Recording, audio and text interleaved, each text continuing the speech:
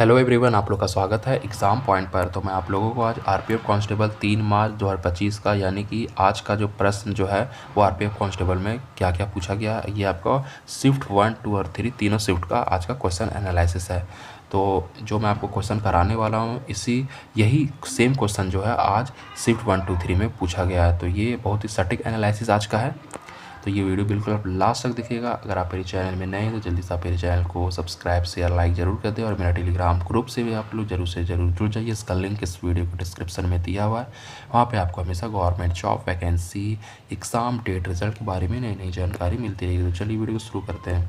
तो आज का जो शिफ्ट 1, 2, 3 में जो क्वेश्चन पूछा गया था आरपीएफ कांस्टेबल 3 मार्च का है। तो देखिए यहाँ पे स्वर्णिम चतुर्भुज राजमार्ग नेटवर्क जाल की कुल लंबाई क्या है, तो 5846 किलोमीटर है। अगला प्रश्न है इनमें कौन कोल विद्रोह में शामिल था, तो बुद्धू भगत एक भारतीय क्रांतिकारी थे जिनमें 1831 ब्रिटिश शासन के खिलाफ छोटा नागपुर में कोल विद्रोह के नेतृत्व किया गया था। तो कोल विद्रोह झारखंड के कोल जनजाति द्वारा अंग्रेजी सरकार के अत्याचार के खिलाफ 1831 ईस्वी में किया गया एक विद्रोह है जो 1833 तक चला। यह भारत में अंग्रेजों के खिलाफ किया गया एक महत्वपूर्ण विद्रोह है। यह विद्रोह अंग्रेजों बाहरी लोगों के शोषण का बदला लेने के लिए किया गया था। अगला प्रश्न है द कॉन्सेप्ट ऑफ हिंदी में मैं आपको बता देता हूँ। सामाजिक आर्थिक और राजनीतिक न्याय की अवधारणा किस क्रांति से ली गई है।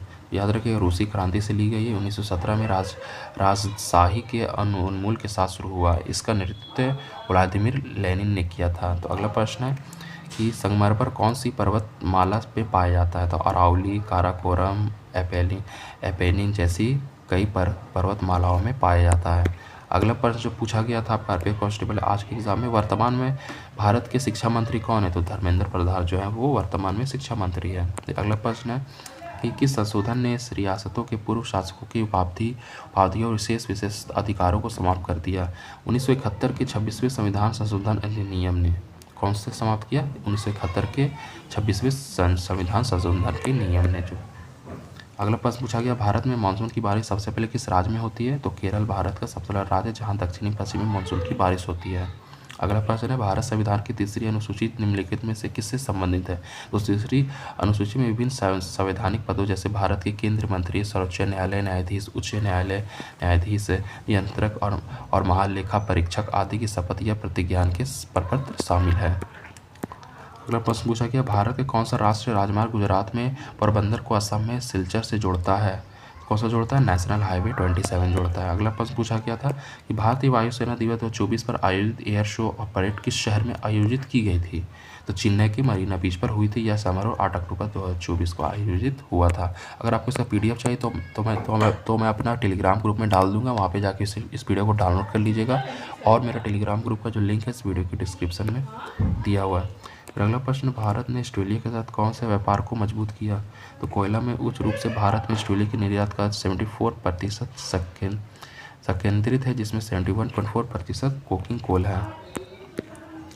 अगला सवाल है उत्तरी सरकार तट क्या है। उत्तरी सरकार तट पूर्वी तट मैदान का वह हिस्सा है जो महानदी और कृष्णा नदियों के बीच में आता है। यह उड़ीसा और आंध्र प्रदेश में फैला है। इसे उत्तरी सरकार भी कहा जाता है। अगला प्रश्न चंद्रगुप्त मौर्य का पुत्र कौन था, तो बिंदुसार को अमृत घाट नाम से भी जाना जाता है। अगला प्रश्न पूछा गया निम्नलिखित में किस राज्य विधान मंडल का हिस्सा नहीं माना जाता, तो राज्य की विधानसभा मंडल में राज्यपाल, विधानसभा और विधान परिषद शामिल होते हैं। अगला प्रश्न पूछा गया आज़ाद हिंद फौज का नेतृत्व किसने किया था, तो नेताजी सुभाष बोस ने किया था। 21 अक्टूबर 1943 को उन्होंने इसकी कमान संभाली थी। अगला प्रश्न है कि विधानसभा का सदस्य बनने के लिए न्यूनतम आयु क्या होनी चाहिए, तो 25 वर्ष होनी चाहिए। अगला प्रश्न पूछा गया था डाक संशोधन विधेयक पॉकेट वीटो का प्रयोग किस राष्ट्रपति ने किया था, तो भारत के 7वें राष्ट्रपति ज्ञानी जैल सिंह ने माल 1986 में पॉकेट वीटो का इस्तेमाल किया था। अगला प्रश्न है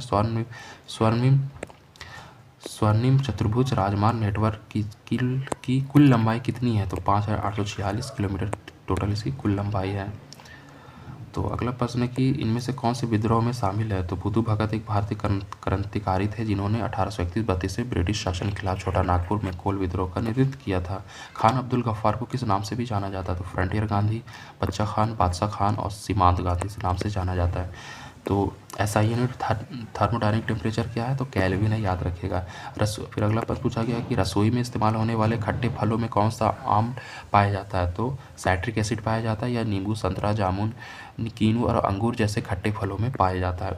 अगला प्रश्न है उत्तराखंड में उत्तरावी पर्व किस त्यौहार पर मनाया जाता था, अगर मकर संक्रांति पर मनाया जाता है। फिर अगला प्रश्न है भारतीय संविधान के अनुच्छेद 45 में बाल शिक्षा से जुड़े प्रावधानों को संविधान के किस अधिनियम के जरिए जोड़ा गया था, तो 86वें संशोधन नियम 2002 के जरिए जोड़ा गया था। अगला प्रश्न है कि भारत में राज्य विधानसभाओं का चुनाव कौन आयोजित करता है, तो इलेक्शन कमीशन ऑफ इंडिया करता है। ये बहुत ही कॉमन सवाल है।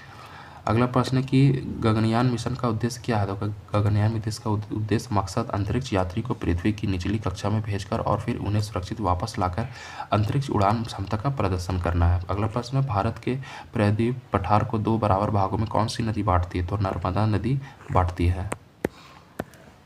अगला प्रश्न है कि यह नदी ये नर्मदा नदी के बारे में एक्सप्लेन किया गया है। यह नदी 3 राज्यों में मध्य प्रदेश, महाराष्ट्र, गुजरात में बहती है।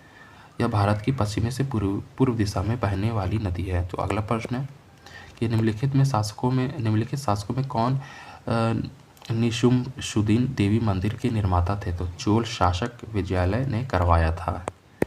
तो ये पूरा आपका रहा RPF कांस्टेबल का आपका शिफ्ट 1, 2, 3 का पूरा क्वेश्चन एनालिसिस आपका 3 मार्च का। तो फिर मैं आपको नेक्स्ट वीडियो में मैं आपको बताऊंगा जो आपका नेक्स्ट डे आपका जो एग्ज़ाम होगा, फिर मैं उस दिन का मैं आपको शिफ्ट 1, 2 का 3 का एनालिसिस बताऊंगा। तो अगर आपको इसका PDF चाहिए तो आप मेरे टेलीग्राम ग्रुप से ले सकते हैं। मैं इसका PDF अपने टेलीग्राम ग्रुप में डाल दूंगा, वहाँ पे जाके इसे डाउनलोड कर लीजिएगा। और मेरा टेलीग्राम ग्रुप का जो लिंक है इस वीडियो के डिस्क्रिप्शन में दिया हुआ है। तो आपसे एक छोटा सा रिक्वेस्ट है कि अभी तक आपने मेरे चैनल को सब्सक्राइब नहीं किया तो जल्दी से आप मेरे चैनल को सब्सक्राइब कर लीजिए और शेयर लाइक करना बिल्कुल ना भूलें। तो फिर मिलते हैं अगले वीडियो में।